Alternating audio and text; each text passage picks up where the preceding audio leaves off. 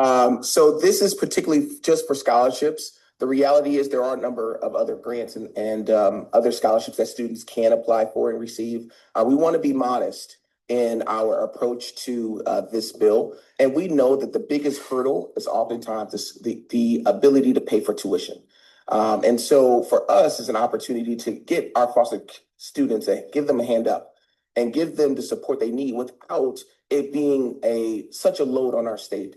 And so 7.5 million, I wish we can cover every facet of a student's journey who experience foster youth or experience foster experience. But the reality is this is the first step in making sure that our state recognize foster youth and give them the help that they need to thrive, not just here in Ohio, but nationally. Follow up, Mr. Chairman? Yes, please. Thank you, Chairman. Also, is this going to be a lucky lottery type thing, or will there be a certain amount of money set aside that people can apply for this? And I guess it's part two of that same question, but how will these students become aware of this? So are we going to get that out in the high schools or through the social workers? So I apologize, that was two questions in one. Is the lottery sense and then also the message of being out there to the youth? Through the chair to Representative Publica, the reality is we've worked really hard worked well with Chancellor Gardner on this bill and just a number of stakeholders. And it is first come, first serve, but what we're doing is we're giving flexibility to our chancellor to help create the program and policies that's going to, push out this program to our foster youth. We recognize in reality, we don't have all the answers. And so how do we create those type of partnerships to ensure that we are getting this information directly to the students who need it? And so that's what we're planning to do with the passage of this bill to make sure that we have that collaborative effort to help every student across every part of our state. Thank you. No follow-up, Mr. Chairman. Representative Williams.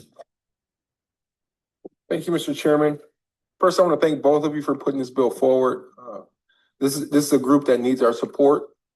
We've taken on the responsibility that they've come through the foster care system and they need support more than some other students who have great natural home environments. The only question that I have is in regards to the scholarship amount. I see that it lists other grants. So essentially, there's a calculation on what the remaining cost of attendance is after you take other financial aid into account. Is that other financial aid, is it only grants and scholarships, or is it also student loans? So what I don't want to see is that we're telling these students they have to enroll in the student loan process, get actual loans, and then we cover the difference. Is it just grants and other financial means? And this is an avenue to cover that gap that's left over? Mr. Chairman and Representative Williams, it is not student loans. It is the Pell Grants and other forms of assistance. They would be applied first. And then this would augment that if we needed to get them fully enrolled. So we're not requiring them to go into massive debt in order to avail themselves of this residual program. Absolutely. Yes. So essentially this would give individuals that are eligible an opportunity to go to college, maybe even debt-free. Awesome. Thank you. Any other questions? Representative Lightbody. Thank you very much, Chair. Thanks to two of you for coming and for this very important bill. I certainly support it. Is full-time enrollment required? I've been reading the bill. I don't see that. I see that they need to be working towards a degree or a certificate, but many of the students that I've taught also had part-time employment outside of school and took like a 4-year degree. Might have taken them 5 or 6 years to get through because they had other expenses and they covered it by employment. So is full-time enrollment required? No. Mr. Chairman and Representative Lightbody, our intent is not to require full-time enrollment in recognition of the exigencies that you just mentioned. So that obviously the cost would be less if they're part-time and working part-time, but we are not trying to be that restrictive. And that's why the bill broadly allows money for certificates, money for community college, money for the trade schools, and so forth. So it's intended to be very flexible to suit the needs of the foster child in getting whatever higher education he or she wants to pursue, either on a full-time basis or on a part-time basis.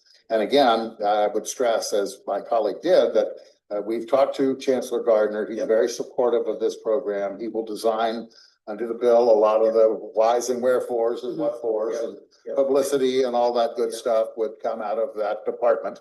And having his support is pretty important. And I think we actually made a stab at trying to get this in the budget, but it's not in the budget. And hopefully with your committee's help and then going over to finance, we can get this approved sometime this year, or if we're really lucky, in the budget when that comes back from our friends in the Senate. Yep. A brief follow-up if I may. Yes, go ahead. So the follow-up question would be, I see that you're asking the chancellor to have 4 full-time employees to serve as foster care student navigators, which I absolutely approve and think.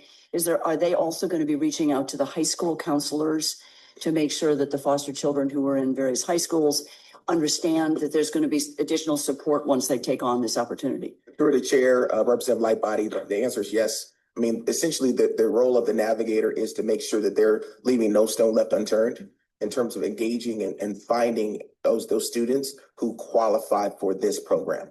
You know, we want to make sure that, you know, so many of our foster youth, and I've had a number of them in my district, and they talk about the lack of access. And so these navigators are there to help create that access so that those students know that the state is here to support them and to get them into a position where they can transition as their best self. And so, yes, that is the intent, and they got to do their job as a navigator.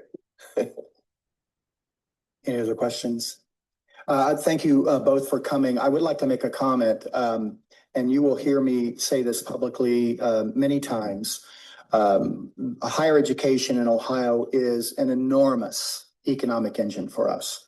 And there's a multiple that IUC President Laura Lanise came up with. And in business terms, we always, if you're selling a business or working in a business, you talk about what's the multiple of the gross value of that business. And the gross value of this business that you're talking about, trying to do things on the front end rather than the cost, the enormous costs on the back end, not even, that's just dollars, not human lives, right? So this is a slam dunk as far as I'm concerned. The multiple is 5.6. So $7 million at 5.6, I'll take that money any day of the week. Thank you for bringing the bill up. Thank you. Now we will have interested party testimony on HB 98.